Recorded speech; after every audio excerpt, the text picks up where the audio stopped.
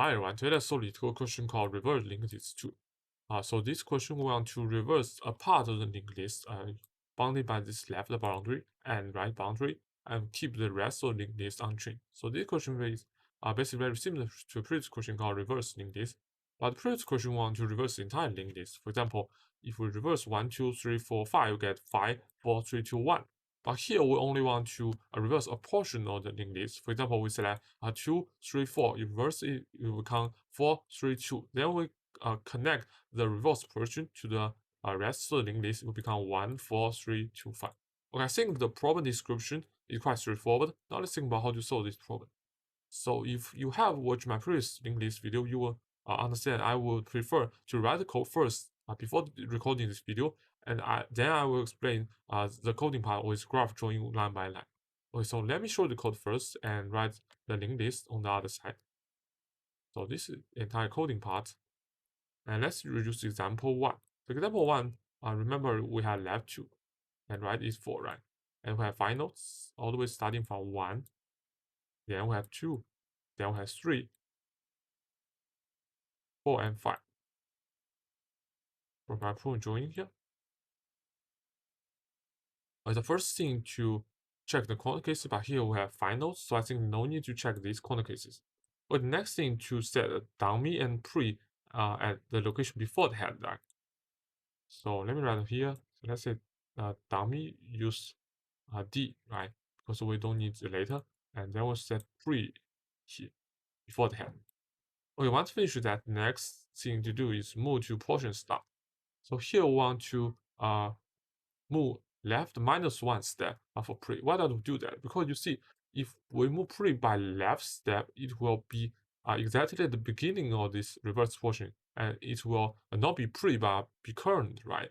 So want to move is left -1 step, so pre at this position but not this position. Okay, now shrink this one, clear it out. The next thing to is to reverse the selected portion, but before that, as we did in previous reverse linked problems, we want to set a new pre, right? So let's set a new pre to none, and the next thing to store the pre to next into curl. So the curl is here. And after that, we want to actually reverse the portion. So we go through this for loop using right minus left plus 1 because it's the distance between the right and left pointer. The first thing we want to do is record the next equal to next. So here's the next. And then we want to point curl next to new pre. So just clear this out. And pre. Okay, so new pre is none, right? So I think currently there's no need. And then we want to move new pre to curl, right? And curl to next. So just change this one. Okay, so here is new pre. Just use and pre here. And here we have the curl. Okay. So the next thing we want to see is this still valid, right? We see this for loop is still valid. So we want to set curl next continually equal to next. So you see curl next is this one, so this is next. And then curl next should be set to new pre. So change this out and point the curl to this new pre. Maybe use the red color here. Okay. Now finish that, we want to move new pre and curl to next position. So just clean this out and write new pre here and curl here.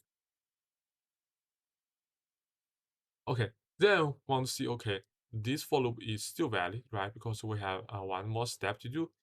The first thing is set curl to next equal to next, so next is here. And then want to set point curl to next to new pre. So curl to next pointing to new pre, okay, like this connection.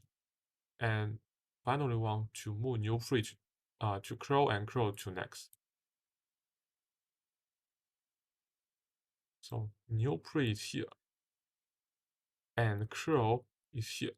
Okay, now finish the step size, meaning we have finished this entire while loop. We are checking the next part, right? Okay, so you see, for the next part, we want to point pre.next equal to curl. So you see pre.next. Let me use different color here. Pre.next is actually this two, right? So this one is pre.next. And pre.next, we want to set these two .next equal to curl. So we connect these two to this curl. Okay. And the next thing to set pre.next equal to a new pre. So you see pre is this node, right? And pre.next is this node's next number. So we want to set pre.next equal to new pre. So connect this node to this node. Okay, now finish that. Let me rewrite this linked list. You see, we're starting in the 1, and then we go to 4, and then we go to 3, then we go to 2, and finally we write at 5. You see the results, this linked list is correct, right? Because we have reversed the middle element and keep the 1 and 5 in the original position. Okay, now finish the graphical explanation. Let's submit the code to see it works.